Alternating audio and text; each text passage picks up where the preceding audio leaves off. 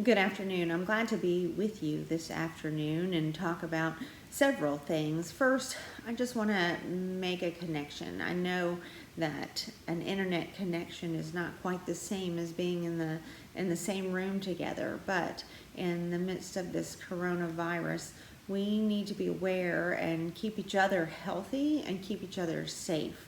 So we're finding new ways of communicating with each other. Our session is considering meeting on a teleconferencing call.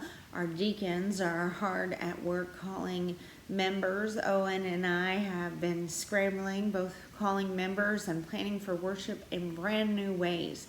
This virus is changing the way that we do worship. It's changing the way that we connect with each other. It's changing the way in which we live, which is not necessarily all bad. Of course, I would love to see each and every one of you every day, but when that is not possible, then I want to look on the bright side that we're having more time to think, more time to pray, more time to consider how we might react in responsible and caring and healthy ways.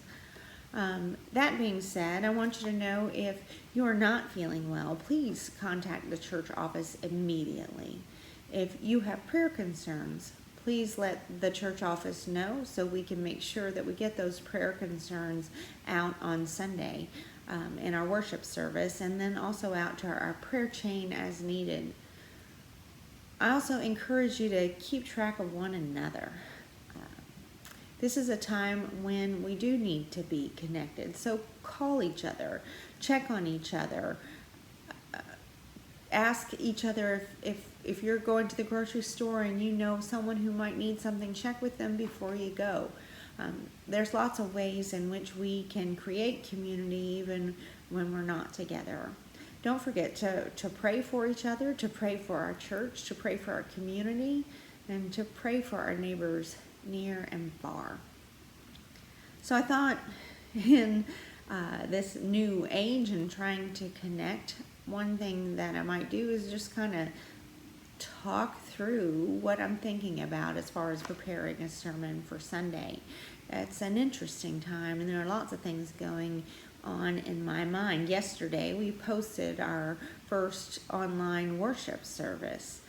On Sunday afternoons, I usually read through all of the lectionary readings for the week and try and kind of get in my mind which one I'm preaching on. It doesn't always work out that I choose, my first choice is the one that I end up preaching. But this week I am drawn to the passage from John, and it's John chapter 9 verses 1 through 42. I'm not going to read it all for, actually 1 through 41. I'm not going to read it all for you. I'm not actually going to read it at all today, but I encourage you to read it because it's long and it will most likely be in our worship service, and to be getting familiar with it. So on Sunday afternoons, that's what I do. I read all the lectionary passages and I try and choose. And then I just sleep on those passages, kind of let them sink in. And then Monday, I begin kind of asking questions of the text, getting my thoughts in order of what I think I'm going to preach on. Sometimes if I'm stuck between two passages, this means I'm asking questions of two different passages. But since this week I am drawn to John, I just wanted to share with you some of the questions that I'm thinking about in terms of this passage as I'm looking at writing a sermon on Sunday. So this is one of Jesus' signs in the Gospel of John. This is the one where he encounters a man who was born blind. I'm sure you're all familiar with this miracle. Jesus spits on the ground and makes some mud and covers the man's eyes. And then the man who was born blind is able to see. So some of my questions about this are why mud and spit? I mean, this is such a connected passage. The man is connected to Jesus, is connected to the earth, and then the dialogue that ensues after this is with the community.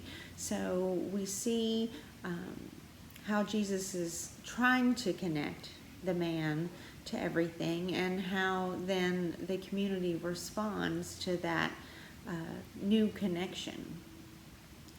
And everyone in this passage seems to be concentrating on Jesus.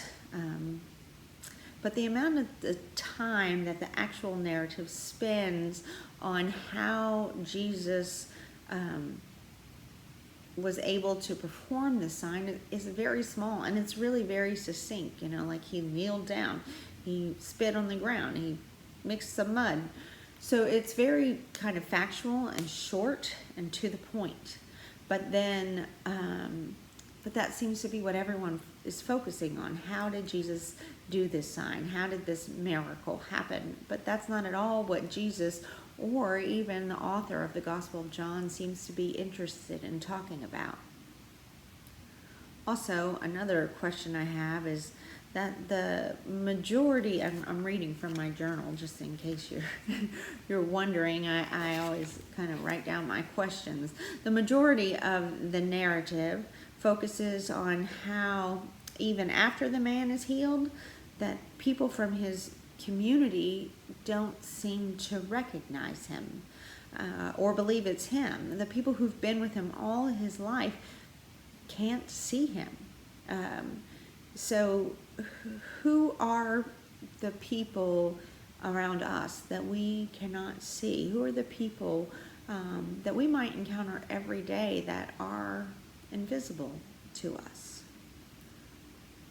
And then I guess one of the other thoughts on my mind today is, in the midst of the coronavirus era that we're living in, I'm wondering about the man who was born blind and his personal journey to becoming a man who recognized Jesus and who gives powerful witness to God's work in the world. And I wonder then, will we be so brave? Will we be brave enough to be willing to let our identities be changed, be transformed by Jesus in ways that allow us then to witness God's love and grace in the world in powerful new ways? These are all questions that I'm wrestling with as I approach this text. I'm sure I will have many more. It's only Monday, and at that, it's only Monday at 3:20. So I'm sure more questions will come up, but I just wanted to share those with you and have you thinking about them too. Again, the passage is John 9, verses 1 through 41. So I encourage you to read it, and either Owen or I will be posting every day this week just to keep connected.